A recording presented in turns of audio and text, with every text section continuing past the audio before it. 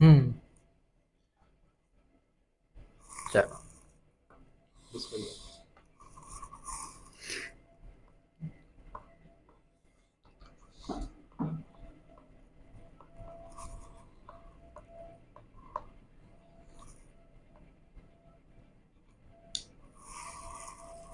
चलो भाई, देखो, मिसलेनियस प्रॉब्लम्स जो है ना, इसके अंदर बेसिकली तुम्हारे पास डिफरेंट डिफरेंट टाइप्स की प्रॉब्लम्स होंगी। और इसके अंदर मैं तुम्हें कुछ ऐसी ट्रिक्स वगैरह और कुछ ऐसे मेथड्स शॉर्टकट सिखाएंगे कि जिससे तुम उनको मैनुअली जो है ना सॉल्व कर सकते हो। सही, कैलकुलेटर नहीं होगा, लेकिन वो जो कैलकुलेशन होंगी ना वो काफ़ी बड़ी होंगी, तो वो कैलकुलेटर के बगैर हमें करनी होगी। सही है, तो कुछ चीज़ें हैं जो तुम्हें समझनी है। सबसे पहली ये है कि हमारे पास डिविजिबिलिटी ट्रिक्स हैं। ठीक है, ये क्या है मैं ज़रा बताता हूँ।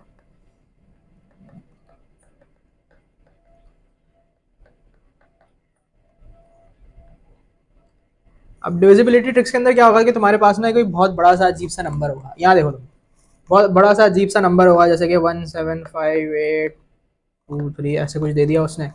सही, और वो कहेगा बताओ भाई ये 3 के टेबल में आता है नहीं आता, 7 के टेबल में आता है नहीं आता, इस तरीके के सवाल पूछेगा। सही है, तो अब ये कैसे बताएंगे, अगर तुम बैठ के डिवाइड करने लग बैठ जाओगे इस तरीके से तो बहुत लंबा काम हो जाएगा, कैलकुलेटर भी नहीं है।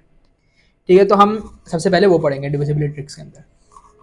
अब हमारे पास जो है ना, जो सबसे पहली चीज़ है वो हम ये देखेंगे कि वो नंबर्स जिनको हम पावर ऑफ टू में रिप्रेजेंट कर सकते हैं। जैसे कि हमारे पास टू है, उसको मैं लिख सकता हूँ टू पावर वन। जैसे कि हमारे पास फोर है, जिसको मैं लिख सकता हूँ टू पावर टू। एट है टू पावर थ्री। तो वो नंबर्स जो कि टू की पावर्स में रिप्रेजेंट हो सकते हैं, उनसे अगर हमें चेक करना हो कि कोई नंबर उनके टेबल में आता है या नहीं आता, तो हम किस तरीके से चेक करेंगे। सही, अब मैं बता रहा हूँ, सब बता रहा हूँ, जरा देखना। देखो, अगर सबसे पहले मेरे पास टू है, सही है, अगर मैं इसको टू की पावर में लिखना चाहूँ तो मैं लिख सकता हूँ टू पावर वन। अब एक कोई बहुत बड़ा सा नंबर लेते हैं, ये वाला, 1896753218। अब देखो, अब देखो, ये नंबर है। अब वो पूछ रहे हैं भाई बताओ टू के टेबल में आता है कि नहीं आता। ठीक है, तो अब सबसे पहले तो अब जो है हम क्योंकि टू को टू की पावर में रिप्रेजेंट कर सकते हैं। ठीक है, तो हम ये देखेंगे कि जब हम टू को टू की पावर में रिप्रेजेंट कर रहे हैं तो पावर क्या आ रही है। तो पावर क्या आ रही है, वन। वन आ रही है। तो हम क्या करेंगे, इस नंबर का जो लास्ट वन डिजिट है ना, खाली उसको चेक करेंगे कि वो टू के टेबल में आता है कि नहीं आता, यानी कि ये वाले नंबर को। अब टू एट के टेबल, एट जो है वो टू के टेबल में आता है, टू फोर जार। ठीक है, तो इसका मतलब है कि ये पूरा का पूरा नंबर जो है ना तुम्हारा, ये टू के टेबल में आता है। समझे, पूरा का पूरा नंबर आता है। अब इसी तरीके से अगर हमारे पास फोर आ जाता है, अब मैं देखूंगा क्या फोर को मैं टू की पावर में रिप्रेजेंट कर सकता हूं। तो हाँ कर सकता हूं, कैसे कर सकता हूं, मैं लिख सकता हूं टू की पावर टू।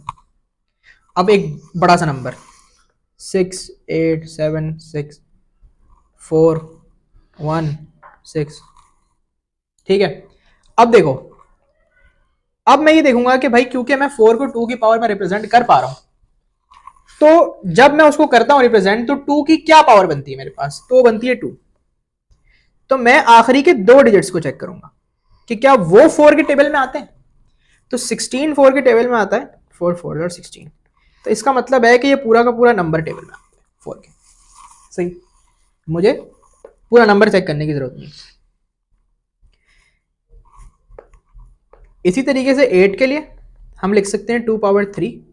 अब क्योंकि इसकी पावर थ्री है, तो हम लास्ट के थ्री डिजिट्स को चेक करेंगे कि क्या वो एट के टेबल में आते हैं या नहीं आते। अगर वो आते हैं तो पूरा नंबर आता है। अब देखो ये बहुत बड़ा नंबर है, 808। तो हम इसको इस तरह देख सकते हैं कि मैं अगर बोलूं कि भाई हमारे पास एट टेन जार 80 होता है, अगर मैं इसको एक और जीरो ऐड कर लूं तो यहां पर भी एक और जीरो लग जाएगा। ठीक है, तो 800 जार 800 होता है। अब इसके अंदर अगर मैं प्लस एट करता हूं तो मैं 808 तक पहुंच जाऊंगा, यानी कि 101 जार आपके पास आता है। ये मैंने एक बेसिक कैलकुलेशन की अपने दिमाग में, तो मुझे पता चला कि 808 जो है वो आता है एट के टेबल में। तो इसका मतलब ये है कि ये पूरा का पूरा नंबर जो है ना आपके पास एट से डिवाइड होगा। आगे अगर मैं कहूं 16, तो इसको हम रिप्रेजेंट करते हैं टू की पावर फोर के अंदर। अब क्योंकि यहां पर हमारे पास पावर फोर है, एक चीज मैं लिखना भूल गया, कहाँ लिखूं, इसको थोड़ा ऊपर करते हैं, यहाँ लिख देते हैं पावर्स ऑफ टू। ये अभी हम पावर्स ऑफ टू की बात कर रहे हैं कि वो नंबर्स जो कि टू की पावर में रिप्रेजेंट किए जा सकते हैं, उनकी डिविजिबिलिटी अगर हमने चेक करनी है किसी नंबर के साथ तो वो हम कैसे करेंगे, अभी हम उसकी बात कर रहे हैं खाली। तो 16 की बात कर रहा था कि अब अगर मुझे ये चेक करना है कि भाई कोई नंबर 16 के टेबल में आता है कि नहीं आता, तो मुझे पता है कि 16 को मैं 2 की पावर में रिप्रेजेंट कर सकता हूँ, 2 की पावर 4 लिख सकता हूँ। अब क्योंकि 2 की पावर 4 है तो किसी भी नंबर के मुझे चेक करने पड़ेंगे आखिरी के 4 डिजिट्स, ये रहे आखिरी के 4 डिजिट्स। अब मुझे ये चेक करने पड़ेंगे कि क्या ये 16 के टेबल में आते हैं कि नहीं आते। अगर ये आते हैं तो पूरा नंबर आता है। अब देखो 16 10 होता है 160, अगर मैं इधर एक जीरो लगा दूं इधर भी एक जीरो लग सकता है, ठीक है, 1600 और 1600 हो जाएगा। तो इसका मतलब है कि 1600 तो 16 के टेबल में आता है। तो अब क्योंकि 1600 16 के टेबल में आ रहा है तो इसका मतलब है कि ये पूरा का पूरा नंबर जो है वो आप 16 से डिवाइड कर सकते हो। यहाँ पे भी लिख देता हूँ, सही है। तो ये आपके पास हो गई divisibility tricks powers of two की। हमारे पास बेसिकली सिर्फ 20 तक ही है इसलिए 16 तक बता रहा हूँ, सही है, क्योंकि अब इसके आगे अगर हम जाएंगे 2 पावर 5 पे तो वो 32 चला जाएगा, एक्सीड कर जाएगा 20। लेकिन अगर आ भी जाए तो तुम समझ तो गए हो कैसे करना है, कॉन्सेप्ट तो समझ आ गया। अच्छा, अब हम बात करते हैं 3 की कि अगर हमें ये चेक करना है कि कोई नंबर 3 के टेबल में आता है या नहीं आता, कोई बहुत बड़ा सा नंबर है वो 3 के टेबल में आता है या नहीं आता, तो हम क्या करेंगे कि उसके सारे डिजिट्स का सम कर लेंगे, सम ऑफ ऑल डिजिट्स, और उसका जो आंसर आएगा ना वो अगर 3 से डिवाइड हो रहा है तो इसका मतलब है पूरा नंबर हो रहा है। Divisible by 3। तो अब जैसे कि मेरे पास यहां पर फॉर एग्जांपल एक नंबर है, ठीक है, मुझे क्या करना है कि इसके सारे डिजिट्स का ना सम करना है, यानी कि 2 + 0 + 0 ये +1, इन सब का सम करके मुझे आंसर देखना है। तो मेरे पास बन रहा है 26, ठीक है। आवाज थोड़ी हल्की कर दो उस्मान, आवाज हल्की कर दो। 26 बन रहा है, सही है। तो अब मुझे ये देखना पड़ेगा कि भाई क्या 26 3 के टेबल में आता है या नहीं आता, तो नहीं आता, क्योंकि 3 8 24 होता है और फिर 9 27 हो जाता है, तो 26 तो नहीं आता। तो अब क्योंकि ये नहीं आता तो इसका मतलब है कि ये पूरा नंबर ही 3 के टेबल में नहीं आता, सही है। इसी तरीके से एक और एग्जांपल देख लो, हमारे पास है 2 3 5 4 9 1 9 0 0। इसके अंदर भी यही करेंगे कि सम ऑफ ऑल डिजिट्स करना है और उसके बाद जो आंसर आ रहा है उसको चेक कर लेना है कि क्या वो ये 33 बन रहा है, सही है। तो अब क्या 33 जो है वो आता है 3 के टेबल में, तो बिल्कुल आता है, 3 11 आर 33, तो इसका मतलब है कि ये पूरा नंबर आता है 3 के टेबल, समझे। ये 3 के लिए हो गई। अब हम बात करते हैं 9 के लिए।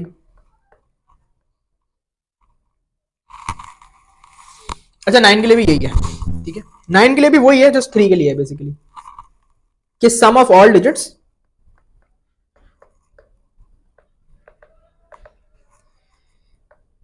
मस्ट बी डिविजिबल बाय 9, 9 से डिवाइड होना चाहिए, सही है। इसकी एक ही एग्जांपल देख लेते हैं,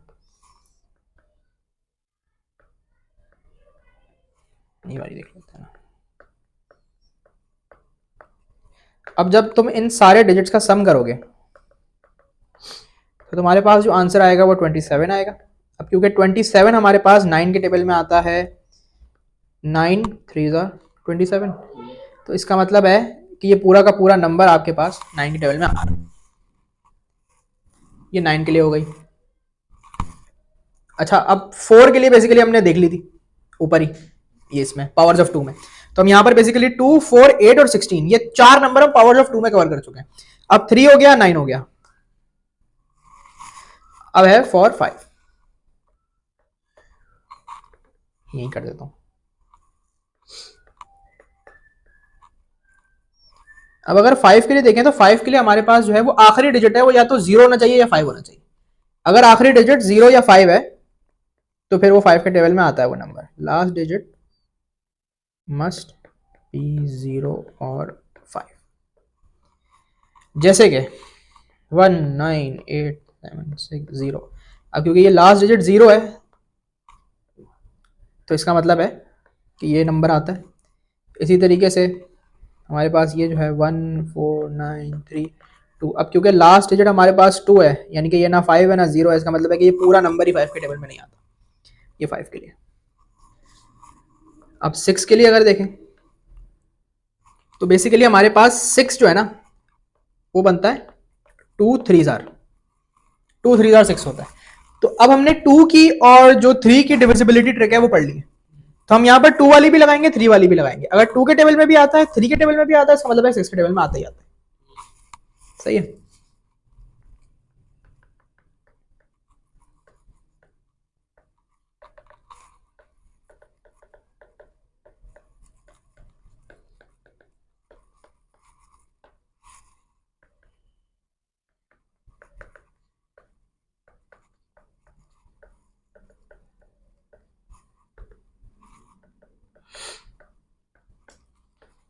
ठीक है। 648। अब इसके ऊपर सबसे पहले तो हम जो डिविजिबिलिटी ट्रिक अप्लाई करेंगे वो 2 की करेंगे। ठीक है। तो 2 के लिए ये होता है कि हमारे पास जो आखिरी डिजिट होता है वो 2 से डिवाइड होना चाहिए। तो आखिरी डिजिट तो डिवाइड हो रहा है। ठीक है, आखिरी डिजिट डिवाइड हो रहा है तो इसका मतलब है कि 2 के साथ तो इसकी डिविजिबिलिटी है। ठीक है। 3 के लिए क्या करते थे कि हम सारे डिजिट्स को सम करेंगे तो आपके पास आंसर आएगा 18। अब हम ये चेक करेंगे क्या 18 3 के टेबल में आता है। तो 18 बिल्कुल 3 के टेबल में आता है। 3 6 जार। तो इसका मतलब है कि 3 के साथ भी ये हो रहा है। तो अब जब ये 2 के साथ भी हो रहा है 3 के साथ भी हो रहा है तो इसका मतलब है कि 6 के साथ भी हो गई। ऐसे 6 के लिए ये। अब ये जरा 7 वाली देख लो।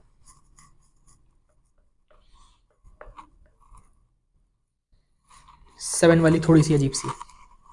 सही है। अब देखो जैसे कि मेरे पास एक नंबर है 219296। इसके लिए मुझे करना ही होगा कि मैं सबसे पहले तो लास्ट वाले डिजिट को कर दूंगा कैंसिल। ये पहले कैंसिल नहीं करते, ये चलो पहले कैंसिल कर देते हैं। चलो पहले मैंने कर दिया कैंसिल। अब जो लास्ट डिजिट है ना हमारे पास 6, उसको मैं करूंगा मल्टीप्लाई बाय 2। मेरे पास आंसर क्या बनता है 12। मैं क्या करूंगा ये जो बचा हुआ नंबर है ना इससे 12 माइनस कर दूंगा। ठीक है। तो जब मैं इससे 12 को माइनस करूंगा तो मेरे पास बचेगा 219 और ये 71 ऐसे। ठीक है। ये बचा, यही बचा है ना, यहाँ पे कुछ गलत हुआ है।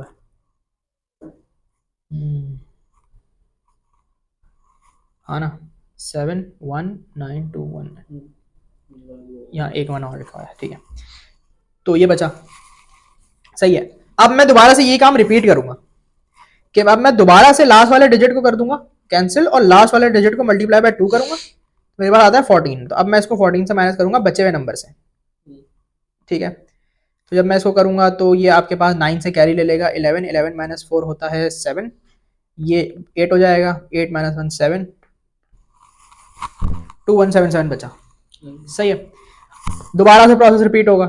फिर लास्ट डिजिट को कैंसिल करेंगे, मल्टीप्लाई बाय 2 करेंगे, 14 आया फिर से, तो फिर से 14 से माइनस करेंगे। तो अब मेरे पास बच जाएगा 203 बचना चाहिए ना। हाँ 203 बचा। फिर वही काम करेंगे। अब ये काम कब तक करते रहना है?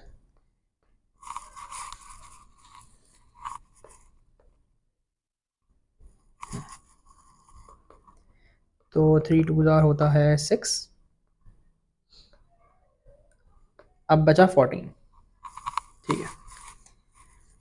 अब इससे नीचे नहीं जाएंगे क्योंकि हमारे पास एक ऐसा नंबर आ गया कि अब अगर इससे नीचे मैं चला जाता हूं तो वो 7 के टेबल से हट जाएगा ना। क्योंकि देखो अगर मैं 4 8 जार करता हूं, ओ सॉरी 4 2 जार करता हूं तो बनेगा 8। अब अगर मैं 8 से माइनस करूंगा तो मैं 6 पे चला जाऊंगा और 6 तो 7 के टेबल से ही, क्योंकि 7 का टेबल तो स्टार्ट ही 7 बन जाता। ठीक है। तो मैं बस उस हद तक जा रहा हूं कि जब मेरे पास गुंजाइश खत्म हो गई है। या मैं वहां पर भी रुक सकता हूं जहां पर मेरे पास मुझे एक ऐसा नंबर मिल जाए जो 7 के टेबल में आता है। ठीक है, मैं अभी इसकी एग्जांपल बताता हूं। तो 14 अब क्योंकि हमारे पास आता है 7 के टेबल में, 7 2 जार आखिरी डिजिट, ये जो बचा है इतनी सारी कैलकुलेशन के बाद, तो इसका मतलब है कि ये जो इतना बड़ा सा नंबर था ना हमारे पास, ये वाला 219296, ये पूरा नंबर भी 7 के टेबल में आता है। सही है, इसकी एक और एग्जांपल दिखाता हूं।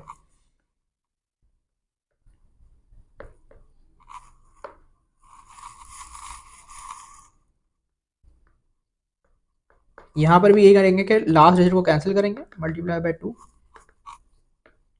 10 बचा।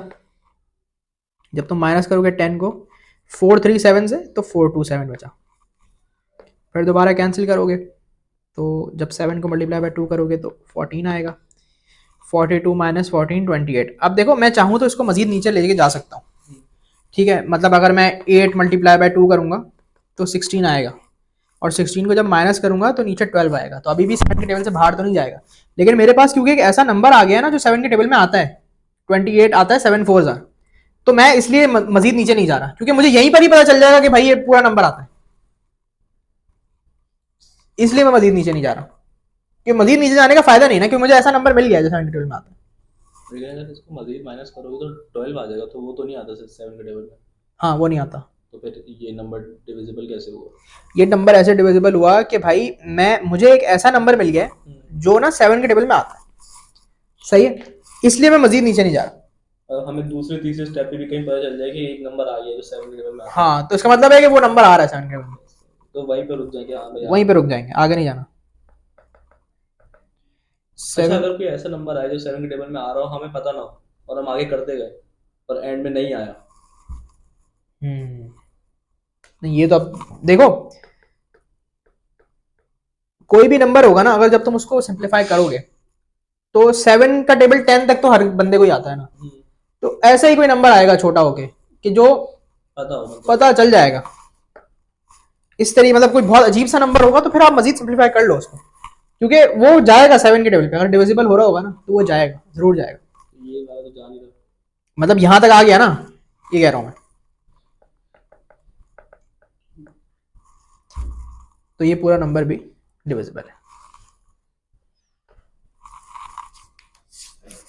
अब जैसे कि देखो, एक और एग्जांपल तुम्हारे लिए मैं सॉल्व करता हूँ इसकी,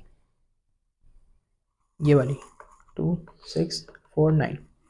अब यहाँ पर देखो, जब तुम इसको कैंसिल आउट करोगे और 9 2 जार करोगे तो तुम्हारे पास आएगा 18, और फिर आ जाएगा 246, इसको कैंसिल करोगे 12। अब देखो हम 12 तक आ गए, ठीक है। 246 7 के टेबल में नहीं आता, एक करके देखते हैं। हाँ देखो, ये भी नहीं आता। फिर अगर तुम उससे पहले वाला 264 चेक करोगे, देखो ये भी नहीं आता। सही है, तो तुम या तो किसी ऐसे नंबर तक आओगे जो आता है, या ऐसे नंबर तक आओगे जो नहीं आता, तो पता चल जाएगा। तो 12 तो नहीं आता, तो इसका मतलब है कि ये पूरा नंबर ही आपके पास 7 के टेबल में नहीं आ रहा, ये आ रहा है।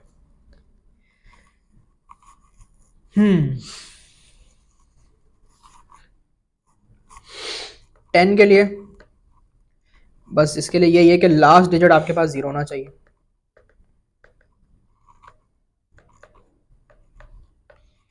अगर लास्ट डिजिट 0 है तो वो डिविजिबल बाय 10 है, वरना वो नहीं है।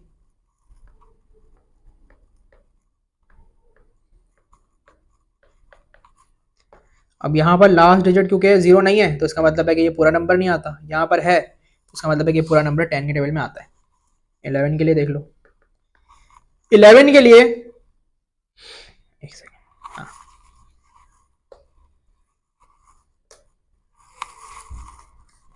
calculate the sum of alternative digits, then calculate the sum of remaining alternative digits and subtract both sums with each other. If their answer is 0 or multiple of 11, then the number is divisible to 11. इसका क्या मतलब हुआ कि भाई alternate digits जो हैं उनका सम निकालो और उनको आपस में माइनस कर दो। अगर आंसर 0 आता है तो वो 11 के टेबल में आ रहा है, वरना वो 11 के किसी मल्टीपल में आता है तो वो 11 के टेबल में आ रहा है। इसको मैं अभी एग्जांपल से करके दिखाता हूँ। देखो, जैसे कि हमारे पास ये नंबर है 1 2 2 3 3 5 6 4। अब इसके जो ऑल्टरनेट डिजिट्स है ना वो ये बनेंगे, ये वाला, ये वाला, ये, फिर ये। इनको जब हम आपस में ऐड करेंगे तो हमारे पास आ रहा है 3 से 12, ठीक है। और इसी तरीके से जो दूसरे ऑल्टरनेटिव डिजिट्स हैं वो ये वाले हैं, इनको जब हम आपस में ऐड करेंगे तो आंसर आना चाहिए 10 14। अब इसको कर लो सब्ट्रैक्ट दोनों को, 2 आ गया। अब ये जो नंबर है ना ये या तो 0 होना चाहिए या ये 11 का मल्टीपल होना चाहिए, ठीक है। ये या तो 0 होना चाहिए या 11 का मल्टीपल होना चाहिए। अगर ये 0 भी नहीं है, 11 का मल्टीपल भी नहीं है, यानी कि 11 के टेबल में भी नहीं आता, तो इसका मतलब है कि पूरा नंबर नहीं आता, सही है। तो ये वाला तो नहीं आता। अब एक ऐसा कर लेते हैं जो आता है,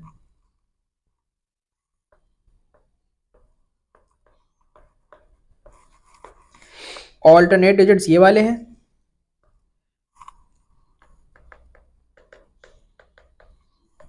तो ये बन गया 15, और हैं ये वाले, तो 6 + 0 + 7 + 2, तो ये भी बन गया 15। अब जब इन दोनों को माइनस करोगे तो आंसर आ जाएगा 0। अब जब 0 आ गया तो इसका मतलब है कि ये 11 का मल्टीपल है, ठीक है। तो इस पूरी चीज को लिख देता हूं, calculate the sum of alternative digits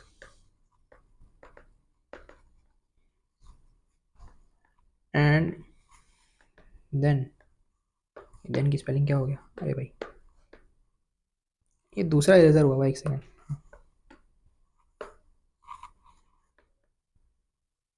then calculate the sum of other alternative digits, यानी कि दोनों ऑल्टरनेटिंग डिजिट्स का करना है। फिर करेंगे subtract the sums if the answer is 0 और 11, यानी कि या तो 0 हो या तो 11 हो, हाँ सॉरी 11 का मल्टीपल यार, 0 और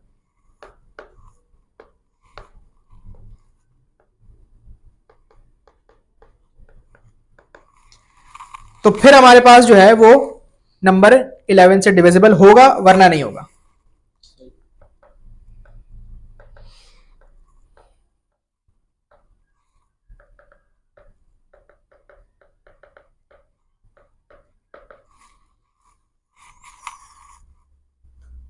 कितनी रह गई,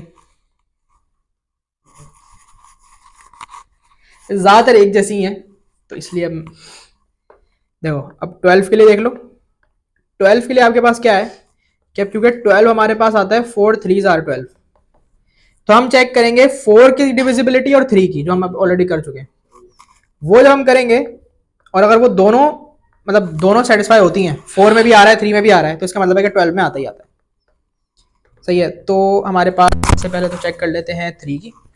3 की क्या आती है कि सबको सम करो, 1 + 1 2 4 7 9, ठीक है। तो 9 आ गया। अब हम ये चेक करते थे कि भाई क्या 9 3 के टेबल में आता है, तो बिल्कुल आता है, तो इसका मतलब है कि 3 के साथ तो ओके हो गया मामला। उसके बाद हमें चेक करनी है 4 की।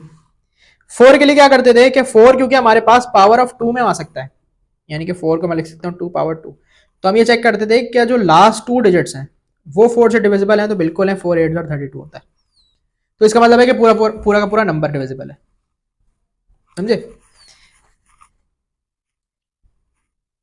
तो 4 के साथ भी याद है ना, 4 वाली पावर्स ऑफ 2 में हमने पढ़ी, तब क्योंकि 3 के साथ भी हो रहा है 4 के साथ भी हो रहा है, तो इसका मतलब है कि 12 के साथ भी हो रहा है।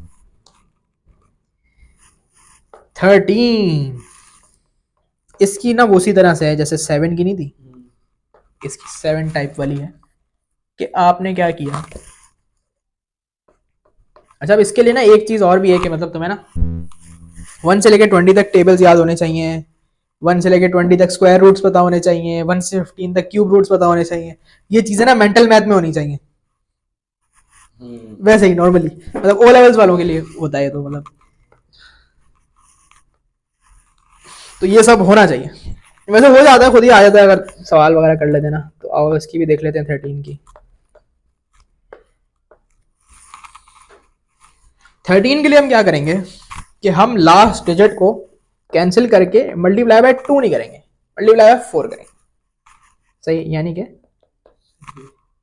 4 किया तो हमारे पास आया 36। अब जब इस पूरी चीज में से 36 को जल्दी से माइनस कर लेते हैं तो आंसर आएगा 17296। सही है। अब इसी तरीके से यहाँ पे गलत हुआ मैंने। जब तुम 6 को मल्टीप्लाई बाय 4 करोगे तो तुम्हारे पास आएगा 24 और ये कैंसिल आउट। तो 1729 माइनस 24 तो आ गया 1705। फिर जब तुम 5 को दोबारा कैंसिल करोगे तो 5 4 जार होता है 20, ये माइनस होके आ जाएगा 150। फिर 0 आ गया। अब 0 तक तो हम जा नहीं सकते, सही है, तो हमें यहाँ पे रुकना पड़ेगा क्योंकि हम जब मतलब 2 0 जार करेंगे तो आपसी 0 आ जाएगा। मतलब जा सकते हैं वैसे तो हम नीचे के 0 4, इसको कैंसिल कर दो तो 0 आ गया, 0 से माइनस करो तो 15 पे चले गए, हम मजीद नीचे जा सकते हैं। अब हम 15 तक आ गए, हम इससे नीचे नहीं जा सकते। ठीक है। अब क्योंकि 15 13 के टेबल में तो नहीं आता, तो इसका मतलब है कि ये पूरा का पूरा नंबर ही जो है ना वो आपके पास 13 के टेबल में नहीं आता।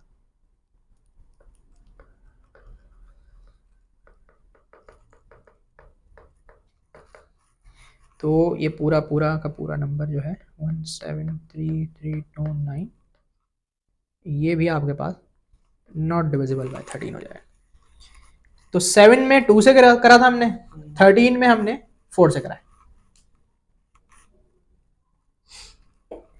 14 कितना हो गया यार लेक्चर।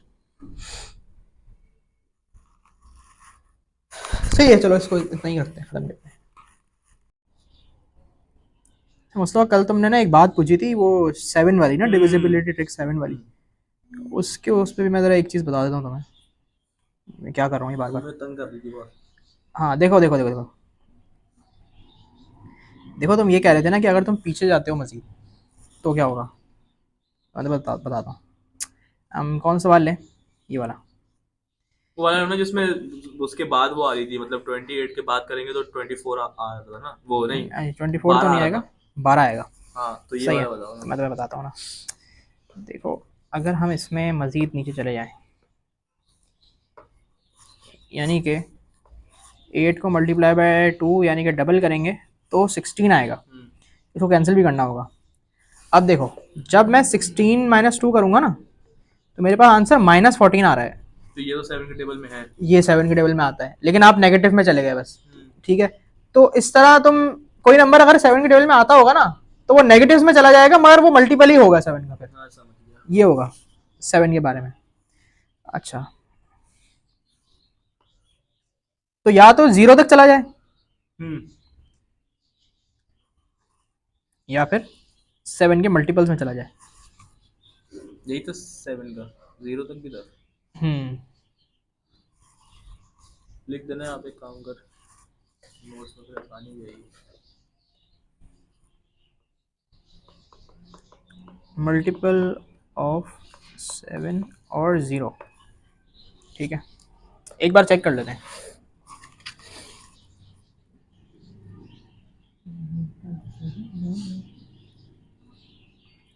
एक बार कंफर्म कर लेते हैं इसको।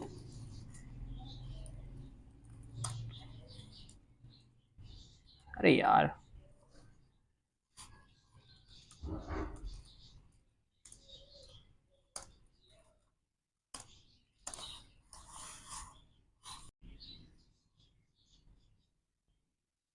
माइक्रोफोन चेक करना पड़ता है वरना भाई खाली खाली बोल चुके हैं। अच्छा, तो 7 या 0। अब हमने 13 तक पढ़ लिया ना, तो अब हम बात करते हैं 14 से। देखो अब 14 हमारे पास जो है वो बनता है 7 मल्टीप्लाई बाय 2 14। तो अब अगर कोई नंबर 7 और 2 दोनों की डिविजिबिलिटी ट्रिक को सेटिस्फाई करेगा तो इसका मतलब है कि वो 14 के टेबल में भी आता है, 7 के टेबल में आता है, 2 के भी टेबल में आता है, तो मतलब वो 14 के टेबल में भी आता ही है। एग्जाम्पल 1 3 4 8 2। सबसे पहले चेक कर लेते हैं 2 के साथ डिविजिबिलिटी। उसके लिए हम लास्ट वो चेक करते थे, लास्ट डिजिट 2 है, 2 क्योंकि 2 के टेबल में आता है, तो इसका मतलब है कि 2 के टेबल में तो ये वाला नंबर आ रहा है। अब 7 के लिए हम क्या करते थे कि वो ये डबल वाला काम कर रहे थे कि लास्ट डिजिट को हम मल्टीप्लाई बाय 2 करेंगे तो हमारे पास 4 आ जाएगा, कैंसिल कर देंगे और माइनस कर देंगे, तो ये बचेगा 4 4 1 3। फिर इसी तरीके से दोबारा से लास्ट डिजिट को हम मल्टीप्लाई बाय 2 करेंगे, कैंसिल करेंगे और माइनस करा देंगे, 4 2 8 होता है, तो ये बन जाएगा 126। एक और बार कर लेते हैं, 6 मल्टीप्लाई बाय 2 12 होता है और ये कैंसिल आउट हो जाएगा। अब 12 माइनस 12 जीरो आ जाएगा। अब देखो जीरो भी आ गया तो इसका मतलब है कि 7 के टेबल में आ रहा है, सही। तो 14 के लिए ये है कि 7 के टेबल में भी आए और 2 के टेबल में भी आए।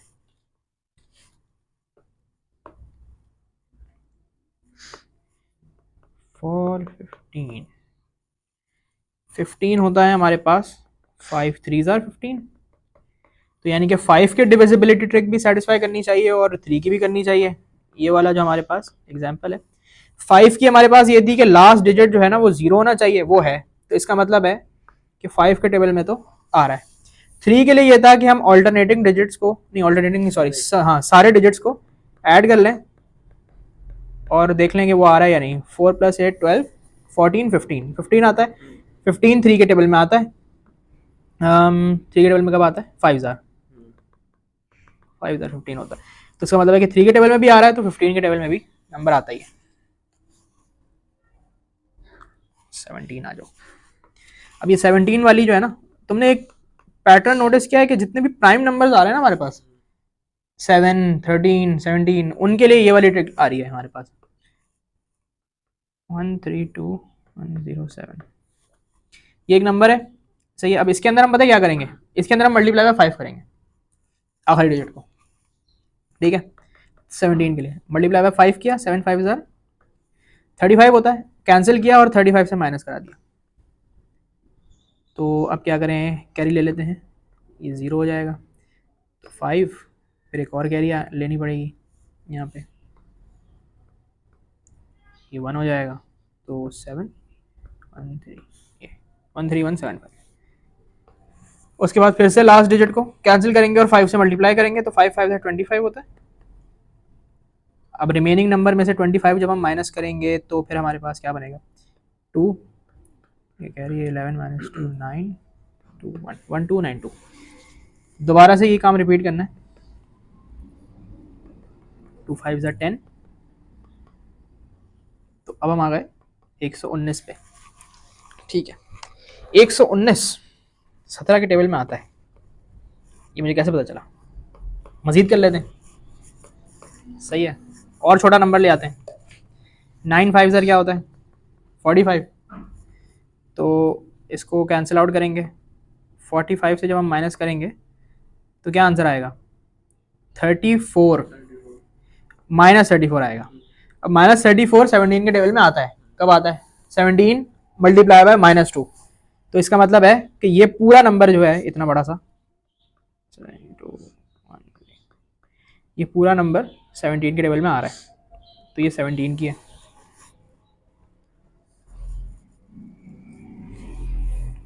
अट्ठारह,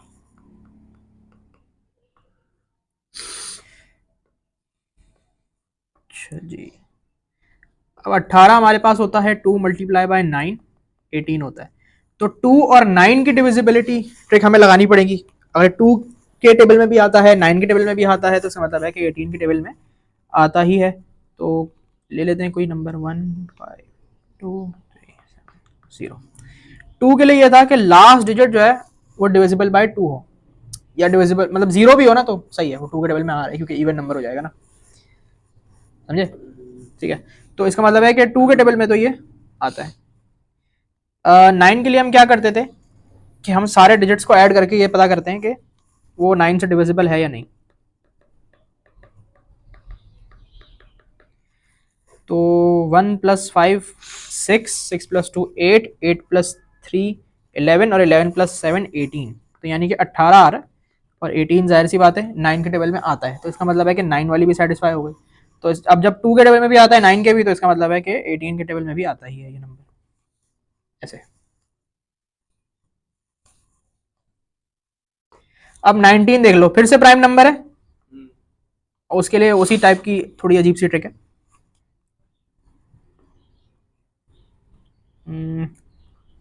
क्या है 1 2 4 2 6। अब यहाँ पर हम लास्ट डिजिट को मल्टीप्लाई बाय 2 कर रहे हैं, सही है। तो 6 मल्टीप्लाई बाय 2 करोगे दोबारा से तो तुम्हारे पास क्या आएगा 12 आएगा और 12 से माइनस करा देंगे रिमेनिंग नंबर को, तो 0 3 2 1 ये आ गया 1 12 30। उसके बाद जो आखिरी डिजिट है वो है आपके पास ये 1 2 5 4 कैसे लिखा है यहाँ पे, ठीक है 1 2 3 0 है। आखिरी डिजिट को डबल करोगे तो 0 मल्टीप्लाई बाय 2 0 ही होता है, ठीक है। तो माइनस 0 करोगे तो ये लेकिन नंबर हमारे पास थोड़ा छोटा हो जाएगा ना 123 आ जाएगा। फिर दोबारा से कर लेते हैं, तो 3 मल्टीप्लाई बाय 2 करेंगे, क्या आया 6, एक इसको कैंसिल भी, आखिरी डिजिट कैंसिल 6, ये चला गया 6 पे। अब एक और बार हम नहीं कर सकते बेसिकली, ठीक है, मजीद नहीं कर सकते क्योंकि सिंगल डिजिट आ गया। अब 6 क्योंकि हम 6 तक आ गए, 6 19 के टेबल में तो नहीं आता, तो इसका मतलब है कि ये पूरा का पूरा नंबर ही 19 के टेबल में नहीं आ रहा, सही है। कोई ऐसा नंबर ले लेते हैं जो आ रहा है, चलो देख लेते हैं करके 69293। अच्छा इसके अंदर भी वही काम करेंगे कि डबल करेंगे तो 6 आ जाएगा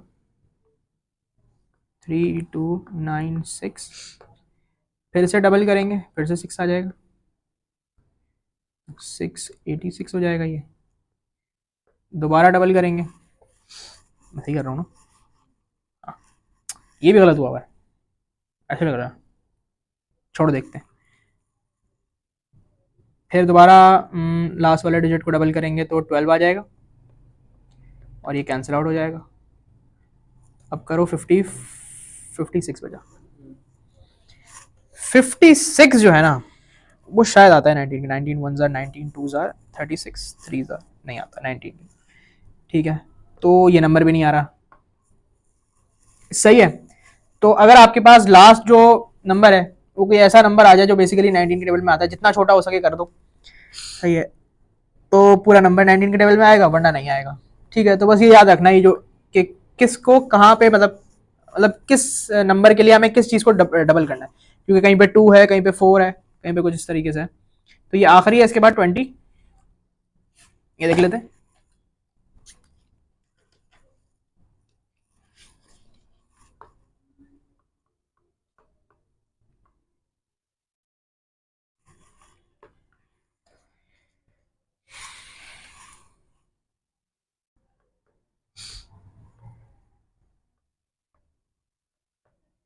अब इसके अंदर हमारे पास ये है कि जो आखिरी 2 डिजिट्स हैं वो 20 से डिवाइड होने चाहिए बेसिकली, आखिरी के 2 डिजिट्स, सही है।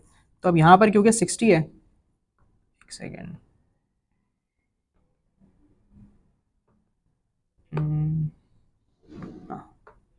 अब यहाँ पर 60 है, ये 20 के टेबल में आता है 23 जार, बेसिकली 2 का ही टेबल है उसके साथ तो 0 लगा दिया है, ठीक है। तो 23 जार 60 होता है, तो इसका मतलब, लेकिन 2 से हम चेक नहीं करेंगे क्योंकि अगर यहाँ पर 30 होता ना तो 30 जो है वो 2 के टेबल में तो आता है मगर वो 20 के टेबल में नहीं आता, तो 23 जार 60 होता है, तो इसका मतलब है कि क्योंकि लास्ट 2 डिजिट्स 20 के टेबल में आ रहे हैं तो ये पूरा नंबर डिवाइड होगा।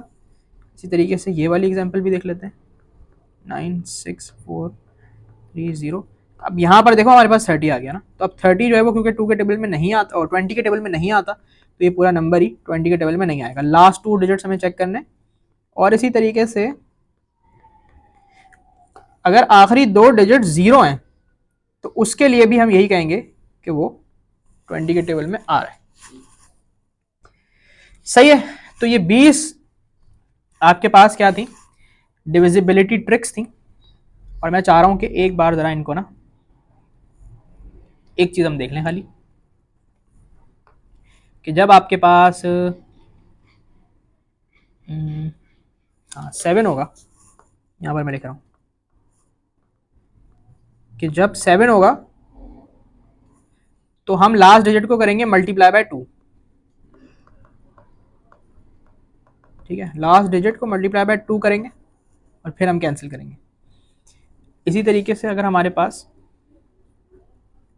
13 होगा तो उसके अंदर हम लास्ट डिजिट को मल्टीप्लाई बाय 4 करेंगे और फिर कैंसिल करेंगे। और फिर हाँ, ये तो फिर से 7 की आ गई। अगर 17 होगा तो हम लास्ट डिजिट को मल्टीप्लाई बाय 5 करेंगे और अगर 19 होगा तो हम लास्ट डिजिट को मल्टीप्लाई बाय 2। सही है, ये हो गया। मैंने एक जगह लिख दिया ताकि याद करने में ज़रा वो हो जाए। बाकी तो सब आसान ही है, या बाकियों की भी एक समरी बना दूं? अच्छा देखो, पावर्स ऑफ 2 के लिए तो वही है कि जो पावर होगी उतने लास्ट के डिजिट चेक करेंगे। ठीक है, 3 के लिए और 9 के लिए मैंने आमने सामने ही लिखा हुआ है कि दोनों के लिए एक ही ट्रिक है कि वो सारे डिजिट्स को ऐड करना है। 3 के टेबल में आ रहा जो नंबर आता है वो 3 के टेबल में आता है, तो इसका मतलब है कि पूरा ही नंबर आ रहा है। और 9 के लिए भी वही है, कहाँ गई, यहाँ पे निकाल लेता हूँ। हाँ, तो 3 के लिए सारे डिजिट्स को सम करेंगे, रिजल्ट जो है वो अगर आ रहा है 3 से डिवाइड हो रहा है तो इसका मतलब है कि वैल्यू भी आ रही है। 9 के लिए भी वही सेम है, बस यहाँ पर ही हम 9 के टेबल से चेक कर रहे हैं। सही है। 5 की तो खैर आसान है, बचपन से पढ़े हैं कि 5 लास्ट डिजिट या 0। ठीक है, 6 के लिए भी वही है, नहीं 6 के लिए 2 और 3 को चेक करेंगे ना। सही, वो तो हमने पढ़ ली। 7 भी हो गया। 10 के लिए लास्ट डिजिट 0 होना चाहिए। सही है। 11 के लिए थोड़ी सी अजीब सी है कि हाँ, ऑल्टरनेट, दोनों ऑल्टरनेट्स को चेक करके। ठीक है, तो डिविजिबिलिटी ट्रिक्स तो हो गया खत्म। पानी दो, पानी दो। नहीं, बस अब ये 2 चीजें ही रह गई हैं, डिजिट प्रॉब्लम्स, ये एक पेज की है, जो वेन डायग्राम वगैरह, बस खत्म। फिर उसके बाद प्राइम कॉम्पोजिट भी है। हो जाए आज, थोड़ा सा ही है वैसे, इतना ज्यादा नहीं है।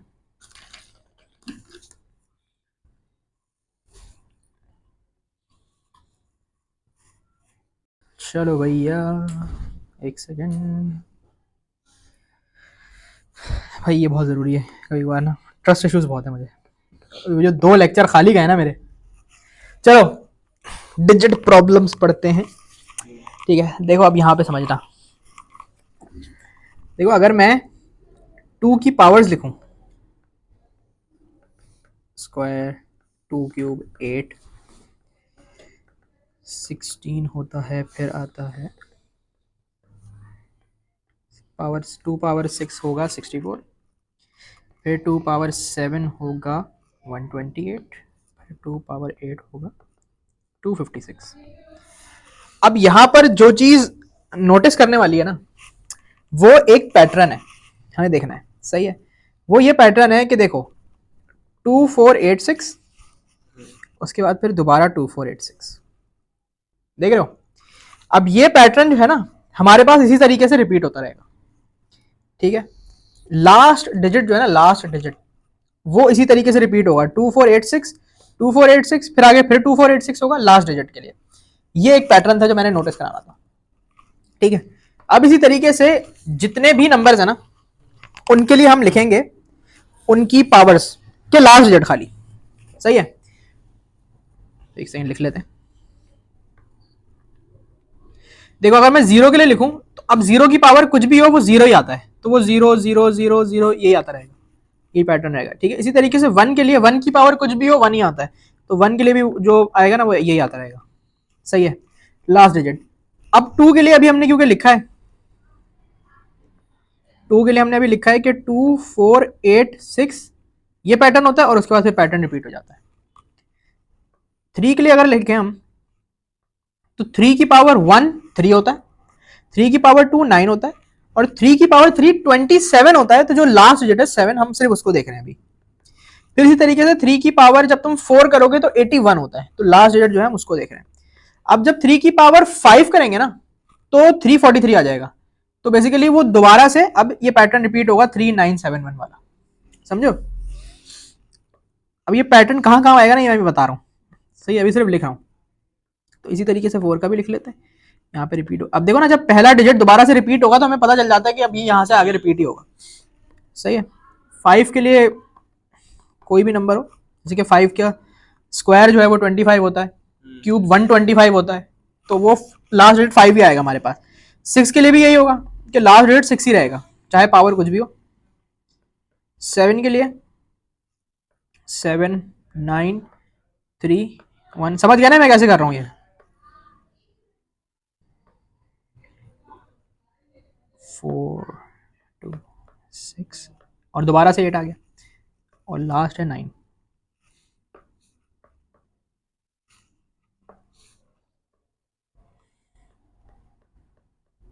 अब यहां पर हम पैटर्न्स को हाईलाइट कर लेते हैं। सही है। 0 और 1 में तो कोई पैटर्न ही नहीं है, 2 में ये पैटर्न, 3 में ये है, अलग कलर ले लेता हूँ, 4 में ये बस इतना ही पैटर्न है, 5 में कोई पैटर्न नहीं है, 6 में कुछ नहीं है, 7 में इतना है खाली, 8 में ये है फिर रिपीट होगा और 9 के अंदर सिर्फ इतना है। सही है। तो ये बेसिकली पैटर्न्स है हमारे पास। अब ये काम कहाँ आएंगे? ये इस तरह काम आएंगे कि भाई वो आपको पता है क्या करेगा, वो आपको एक बहुत बड़ा सा नंबर देगा, जैसे कि 3 की पावर 54। वो बोलेगा यार मुझे बताओ कि ये जो नंबर है ना इसका लास्ट डिजिट क्या है, इसका लास्ट डिजिट क्या है। तो वो तुम्हें तब पता चलेगा जब तुम्हें पैटर्न्स पता होंगे। अब देखो हमें एक बात पता है कि जो 3 का पैटर्न है वो इस तरह चलता है, ना भी पता हो तो मैंने लिखने का तरीका तो बता ही दिया कैसे लिखना है, 3971, ये 3 का पैटर्न है। सही है। अब हमें ये पता करना है कि ये जो है ना 3 पावर 54 इसका लास्ट डिजिट क्या है। तो हम पता है क्या करेंगे, हम ये देखेंगे कि 3 का जो पैटर्न है वो कितने नंबर्स के बाद रिपीट होता है, कितने डिजिट्स के बाद, तो वो 4 डिजिट्स के बाद रिपीट होता है। ठीक है। तो हम 54 को, ये जो पावर है 54, इसको करेंगे डिवाइड बाय 4। सही है। 4 1 जार 1 बचा, नीचे 4 आ गया, 4 3 जार 12, 2 बचा। हमारे पास आंसर क्या आया, 13 रिमाइंडर 2, रिमाइंडर 2, 13 रिमाइंडर 2। अब जो चीज इंपॉर्टेंट है ना हमारे पास वो है इसका रिमाइंडर, ये। ठीक है। हमें अब ये देखना होगा कि भाई 3 की पावर 54 के लिए लास्ट डिजिट अगर हमें पता करना है तो हमें देखना पड़ेगा 3 की पावर 2 क्या होता है, वो होता है 9, वो होता है 9। तो इससे हम ये कह सकते हैं कि भाई 3 पावर 54 का भी लास्ट डिजिट 9 होगा। समझे? 54 का भी लास्ट डिजिट हमारे पास 9 होगा। ये यहां पर काम आएगा इस तरीके के सवालों के अंदर। ठीक है। तो अब अगर 0 है तो तुम वैसे ही बता सकते हो, 0 1 के लिए वैसे बता सकते हैं, 5 के लिए बता सकते हैं, सबका 5 है, 6 के लिए बता सकते हैं इजीली। तो याद क्या करना है, याद भी नहीं करना बेसिकली, बस कॉन्सेप्ट मैंने बता दिया है कि वो बस पावर्स में लिखना है आपने। ठीक है। लास्ट डिजिट्स को देखना है, पैटर्न को। तो ये बहरहाल डिजिट प्रॉब्लम्स थी। ठीक है। उसके बाद आप देखते हैं वेन डायग्राम्स देख लेते हैं। वेन डायग्राम्स तो खैर काफी आसान है, पढ़ते हुए भी आ रहे हैं हम कि भाई ये एक डब्बा है, इसके अंदर इस तरीके की एक वेन डायग्राम बना दी मैंने। सही है। अब जो चीज हमारे पास इस एरिया में लाई कर रही होगी, येलो वाले एरिया में, सही है, एक काम करते हैं ना, हम कह देते हैं इसको ए कह देते हैं, इसको बी कह देते हैं। ठीक है। ए और बी यूं समझ लो कि दो ग्रुप्स हैं, ठीक है, या दो क्लासेस कह लो। ठीक है कि भाई ए, या क्लासेस ना कहो तो हम कह लेते हैं क्या होता है, जैसे यूनिवर्सिटी में कोर्सेज होते हैं ना, ठीक है, वो कह लो कि ए और बी दो कोर्सेज हैं। सही है। कुछ बच्चे ऐसे हैं जो खाली कोर्स ए के अंदर हैं, कुछ होंगे जो खाली बी के अंदर होंगे, और कुछ होंगे जो दोनों में होंगे। सही है। तो यहां पर हमारे पास आते हैं अपना, क्या आते हैं, इसको थोड़ा बड़ा जो यूनि में नहीं है। यहां पर आते हैं elements of A, elements of A. यहां पर आएंगे एलिमेंट्स ऑफ बी, यहां पर आएंगे, कलर दूसरा ले लेते हैं, यहां पर आएंगे हमारे पास common elements, A and B, common elements of A and B. और इधर आएंगे वो वाले एलिमेंट्स हमारे पास जो किसी में भी नहीं है, बाहर, यानी कि नीदर। सही है। तो बीच में कॉमन एलिमेंट्स आएंगे ए के अंदर खाली ए वाले आएंगे, बी के अंदर खाली बी वाले आएंगे, और बाहर आएंगे वो वाले जो ए और बी दोनों में ही नहीं आते। सही है, तो ये बेसिक वेन डायग्राम की वो थी। अब जरा सवालात हैं। एक सेकेंड, सवाल जो है ना मुझे कॉपी करना पड़ेगा, इतना बड़ा लिख नहीं रहा।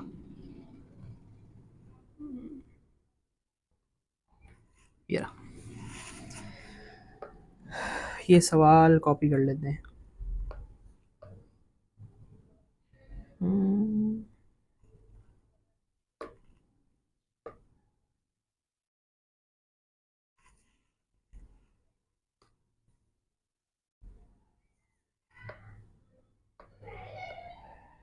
चलो भैया पढ़ते हैं। At a summer camp 90 children take painting class, 45 children take sketching class, and 150 children do not take either sketching or painting. If 33 children take both painting class and sketching class, how many children are at the summer camp? देखो इसके लिए अच्छा तरीका ये है कि तुम पहले ना इसको डेटा को अपने अलग कर लो। पेंटिंग वाली जो हमारी क्लास है, एक क्लास है स्केचिंग वाली, एक क्लास है दोनों वाली, और एक है नीदर, कुछ भी नहीं ले रहे वो बच्चे ना।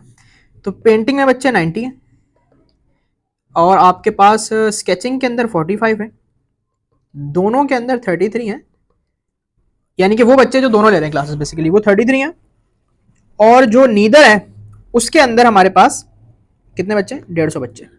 देखो अब अगर मैं इसका वेन डायग्राम बनाता हूं,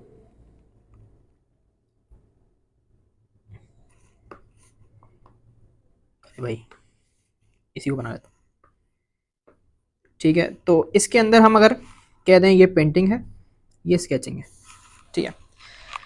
तो अब मैं ना इस डेटा को इस तरह नहीं लिख सकता कि मैंने यहाँ पे 90 लिख दिया, यहाँ पे 45 लिख दिया, यहाँ पे 33 लिख दिया और यहाँ पे 150 लिख दिया, इसलिए कि वो ये कह रहा है कि भाई 90 बच्चे जो आपके पास पेंटिंग के अंदर है ना, उसके अंदर ये 33 वाले शामिल है, और जो 45 बच्चे स्केचिंग में उसमें ये 33 जो दोनों ले रहे हैं ना वो शामिल है।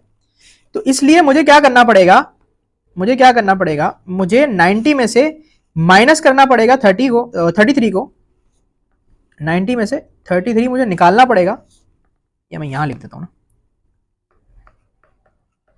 तो जाके मुझे पता चलेगा कि इसमें कितने बच्चे आ रहे हैं। तो वो है 57, ठीक है।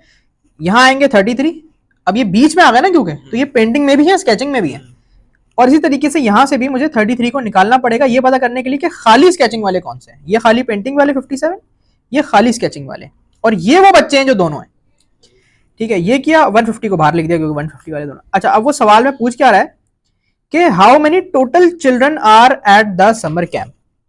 टोटल निकालने के लिए अब क्या करो, 150 प्लस 57 प्लस 33 प्लस 12, आंसर आ जाएगा 252। ये आपका आंसर है, सही है। तो वेन डायग्राम के सवालात इस तरह हैं। अभी हम मजीद एग्जांपल्स देख रहे हैं, आज इसको खत्म कर लेंगे, थोड़ा सा ही है बस।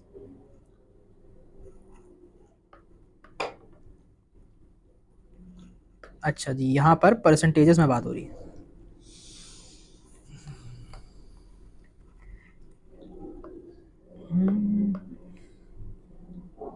ये क्या आ गया, सवाल पढ़ लो। In an examination every candidate took science और सिविक्स और बोथ, अभी सिविक्स पता नहीं क्या है, भारल और both. 65.8% took science, 59.2% took civics. If the total number of candidates was 2000, how many took both? ठीक है, परसेंटेजेस में है और हमें बेसिकली वैल्यू मांग रहे हैं। तो हम क्या कर सकते हैं कि सबसे पहले तो हमें एक वेन डायग्राम बनाना पड़ेगा।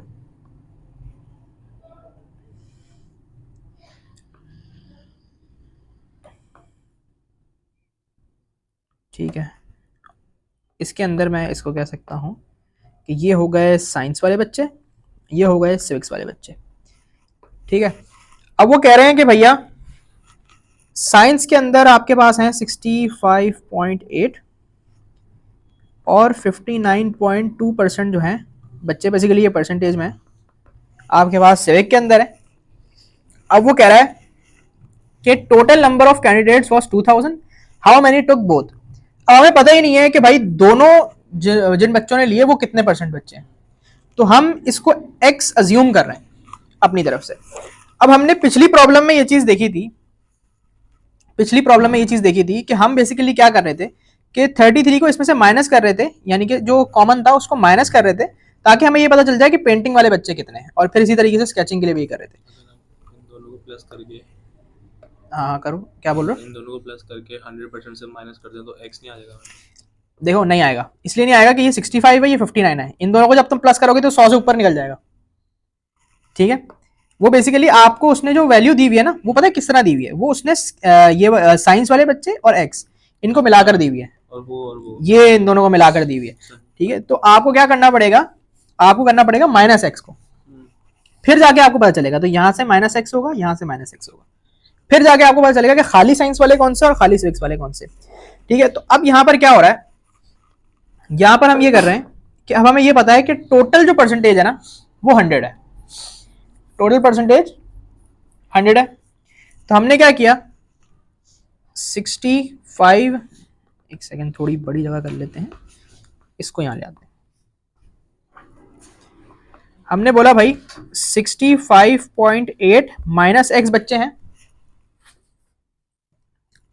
देखो 65.8 बच्चे साइंस के अंदर है, प्लस एक्स बच्चे जो हैं वो दोनों के अंदर है, प्लस 59.2 माइनस एक्स बच्चे जो हैं वो सिविक्स के अंदर है, और इन सबको जब हम ऐड करेंगे तो हमारे पास 100% आंसर आएगा। ठीक है, तो ये हो गए आपके पास साइंस वाले, ये हो गए बोथ वाले, ये हो गए सिविक्स वाले।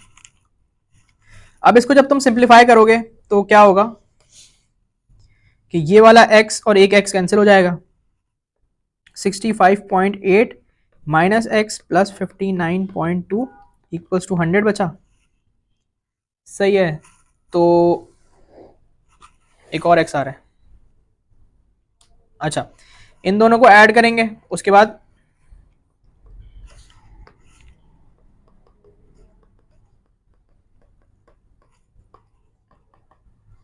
-100 यहाँ हो गया, x वहाँ जाके प्लस हो गया। सही है, तो x की जो वैल्यू आएगी फाइनल वो हमारे पास आएगी 25%। वैसे तुम सही कह रहे थे, दोनों को प्लस करके माइनस ही किया हमने 100 से, बेसिकली मैं कुछ और सोच रहा था।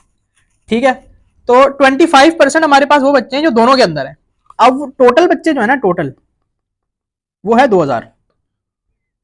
हमें पता करना है दोनों में कितने, दोनों में 25% है, तो इसको मल्टीप्लाई बाय 25% करवाएंगे, तो बेसिकली परसेंटेज जब हटाते हैं तो डिवाइड बाय 100 लगाते हैं। ठीक है, तो ये 2 0 और ये कैंसिल, 20 मल्टीप्लाई बाय 25 कितना हुआ, 500। तो 500 बच्चे जो है ना ये हैं जो कि दोनों में, साइंस में भी और सिविक्स में भी। तो ये वेन डायग्राम्स था। अब कितना रह गया, प्राइम कॉम्पोजिट को प्राइम, हाँ बस खत्म, 2 पेजेस। ठीक है, तो अब हम पढ़ते हैं प्राइम्स को और कॉम्पोजिट्स को।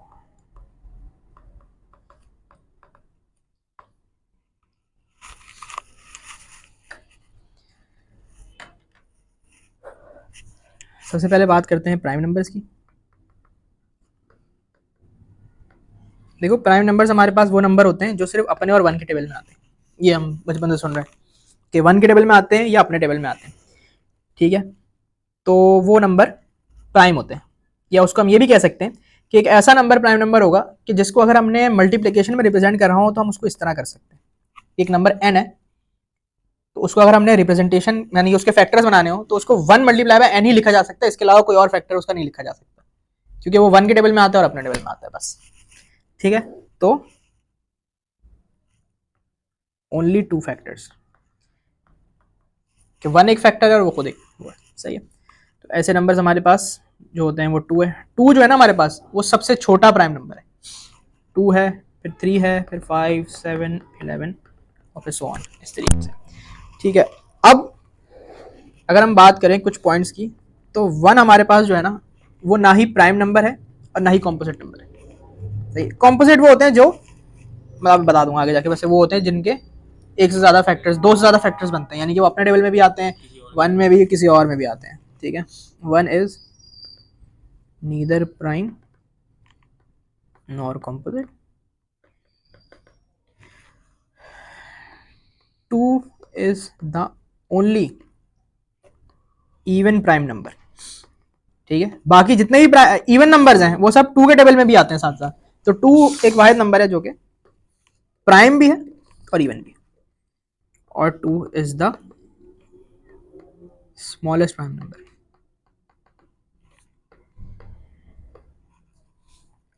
ये हो गया। कॉम्पोजिट नंबर्स की बात कर लेते हैं। कॉम्पोजिट नंबर्स वो होते हैं जिनके फैक्टर्स 2 से ज्यादा बन से, यानी कि मोर देन 2 फैक्टर्स। सही है। इसके अंदर एक एग्जांपल है 14। अगर मैं 14 के फैक्टर्स बनाऊं तो 14 जो है ना वो आपके पास आता है, कहाँ लिखूं, 1 के टेबल में आता है, 2 के टेबल में आता है, 3 के टेबल में नहीं आता, 4 में नहीं आता, 5 में, 6 में, 7 में आता है, और फिर 14 में। तो बेसिकली इसके कितने फैक्टर्स हो गए, 4 फैक्टर्स हो गए, ठीक है। 14 के 4 फैक्टर्स। तो ऐसे नंबर जिनके फैक्टर्स 2 से ज्यादा होते हैं वो कॉम्पोजिट होते हैं, ठीक है। यानी कि अच्छा, अब एक और चीज है कि देखो, अगर हमें ये पता करना है ना, अगर हमें ये पता करना है कि एक नंबर प्राइम कैसे है, यानी कि how to check if a number is prime, ठीक है। अब ये एक चेक जो है ना ये पता करना काफी है, क्योंकि या तो नंबर प्राइम होगा या तो कॉम्पोजिट होगा। तो अगर तो इस चेक को पास कर जाता है तो वो प्राइम है, नहीं करता तो वो कॉम्पोजिट है, ठीक है। ये चेक करने के लिए ना बड़ा अच्छा तरीका है। देखो, आप कोई छोटे नंबर होते हैं ना, जैसे कि 2, 3, 5, 7, तो ये तो बंदे को वैसे ही पता होता है यार ये प्राइम नंबर है। लेकिन कोई बहुत बड़ा नंबर आ गया, जैसे कि फॉर एग्जाम्पल 137, अब बताओ यार ये प्राइम नंबर है कि नहीं है, ठीक है। तो अब आपको क्या करना पड़ेगा, देखो मैं तुम्हें एक बात बता दूं। अगर हमें ये पता करना होता है ना कि 5 जो है ना, 5 वो प्राइम नंबर है कि नहीं है, तो हम पता क्या करते हैं, हम कहते हैं यार क्या ये 1 के टेबल में आ रहा है, नहीं आ रहा, ठीक है। क्या ये 2 के टेबल में आ रहा है, नहीं आ रहा, 3 के टेबल में नहीं, 4 के टेबल में नहीं, 5 के टेबल में नहीं। अभी जब किसी के भी टेबल में नहीं आ रहा तो इसका मतलब क्या है कि ये प्राइम नंबर है। तो हम क्या करते हैं, 1 से लेके उस नंबर तक के सारे नंबर्स को चेक कर रहे होते हैं, क्या ये इसके टेबल में आता है, इसके टेबल में आता है, इसके टेबल में आता है, ऐसे कर करके। लेकिन अब मैं वही कह रहा था कि यार अगर 137 हो तो क्या 1 से लेके 137 तक चेक करेंगे, ये तो बहुत लंबा काम नहीं हो जाएगा। तो इसके करने के लिए तरीका ये होता है कि भाई आप क्या करो, आप ये देखो कि कोई ऐसा नंबर जो 137 से बड़ा और एक परफेक्ट स्क्वायर हो, ठीक है, एक परफेक्ट स्क्वायर हो। तो अगर मैं थोड़ा सा वो दिमाग लगाऊं तो मुझे पता चलेगा 137 के बाद जो परफेक्ट स्क्वायर नंबर आता है ना वो आता, 137 खुद तो नहीं है परफेक्ट स्क्वायर, ठीक है, उसका तो स्क्वायर नहीं बनेगा। तो वो आता है 144। कैसे कि जब मैं 144 का स्क्वायर लूंगा तो 12, ठीक है, और रूट लूंगा तो 12। तो मैं क्या कर सकता हूं कि मैंने बोला कि यार ठीक है, 137 तक चेक करने से बेहतर है कि मैं ये देखूं कि जो अगला ऐसा नंबर आ रहा है जो परफेक्ट स्क्वायर है उसका रूट करूं, और जो मेरे पास वैल्यू आए ना वहां तक नंबर चेक कर लो, ठीक है। तो अब मैं क्या करूंगा, मैं 137 को 1 से 12 तक चेक करूंगा, ठीक है।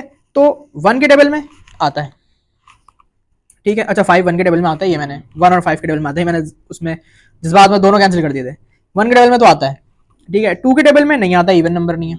3 के टेबल में आता है, यहां पर हम डिविजिबिलिटी ट्रिक अपनी अप्लाई कर सकते हैं कि 1 + 3 + 7 11 होता है। 11 3 के टेबल में नहीं आता, तो इसका मतलब है कि ये भी 3 के टेबल में नहीं आ रहा, 2 के टेबल में नहीं आ रहा, 3 के टेबल में नहीं आ रहा। ऐसे करते करते करते जब तुम 12 तक चेक कर लोगे तो तुम्हें पता चलेगा कि 137 जो है आपका वो 1 से लेकर 12 तक किसी की भी टेबल में नहीं आता, ठीक है। एक बार हम कर भी लेते हैं। 5 के टेबल में नहीं आ रहा, 6 के टेबल में नहीं आ रहा, 7 के टेबल में नहीं आ रहा। ये डिविजिबिलिटी ट्रिक्स यहाँ पर अप्लाई करनी पड़ेंगी, मतलब इतना बड़ा नंबर अगर आ गया तो, ठीक है। 11 में भी नहीं आ रहा और फिर 12 में भी नहीं आ रहा। अब 12 तक के नंबर चेक करना ज़्यादा आसान है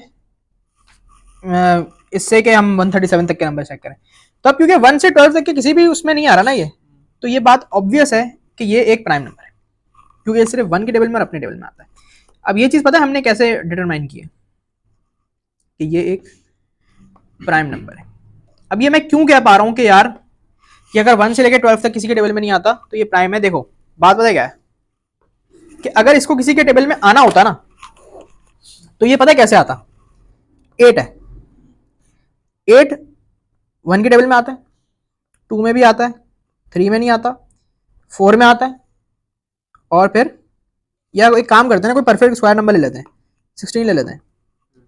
16 1 के टेबल में आता है, कब आता है बताओ? 1 16 2 के टेबल में आता है, बताओ कब आता है? 2 8 3 के टेबल में नहीं आता। 4 के टेबल में कब आता है? 4 4 5 के टेबल में कब आता है? नहीं आता। ठीक है, 6 के टेबल में नहीं आता, 7 में भी नहीं आता, 8 में आता है, 8 2 ठीक है, फिर कब आता है? 10 में भी नहीं आता, 12 में भी नहीं आता। ठीक है, अब देखो पता है बात क्या है कि ये 2 के टेबल में आ रहा है 2 8 और 8 के टेबल में आ रहा है 8 2 ठीक है, तो ये और ये सेम चीज नहीं है। अब मैं क्या कर रहा हूं, मैं कह रहा हूं यार मैं चेक करता हूं 16 का स्क्वायर क्या होता है, बस 16 क्योंकि परफेक्ट स्क्वायर है ना, तो है 4। अब अगर मैं 4 तक के नंबर चेक करूं ना, 4 तक के, तो ये चीज यहां तक मुझे जाने की जरूरत ही नहीं है, मुझे ये वाली चीज यहीं पर ही मिल जाएगी। समझ में आई बात? तो ये बेसिकली ये लॉजिक यहां पर लग रही है, स्क्वायर रूट वाली।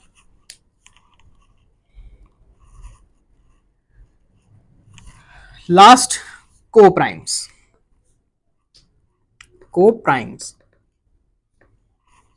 उसके बाद खत्म। देखो भैया, को प्राइम नंबर वो होते हैं कि जिनके अंदर कॉमन फैक्टर 1 होता है। बता रहा हूं, दो ऐसे नंबर्स या दो से ज्यादा ऐसे नंबर्स जिनका कॉमन फैक्टर 1 हो, जैसे कि 8 है और 15 है। अब अगर मैं 15 के फैक्टर्स लिखूं, 8 के फैक्टर्स लिखूं तो बनेंगे 1 2 4 8। 15 के फैक्टर्स लिखूं तो बनेंगे 1 3 5 15। तो अब क्योंकि इन दोनों के फैक्टर्स में जो कॉमन फैक्टर है वो 1 है, तो इसलिए ये नंबर्स कहलाएंगे को प्राइम नंबर्स। को प्राइम, ये आपस में को प्राइम है। अच्छा, अब अगर मैं 3 और 9 के फैक्टर्स लिखूं तो ये क्या बनेगा? 1 3 1 3 9। अब देखो यहां पर हमारे पास ना दो फैक्टर्स आ गए, 1 और 3 1 और 3। तो अब ये को प्राइम नहीं है।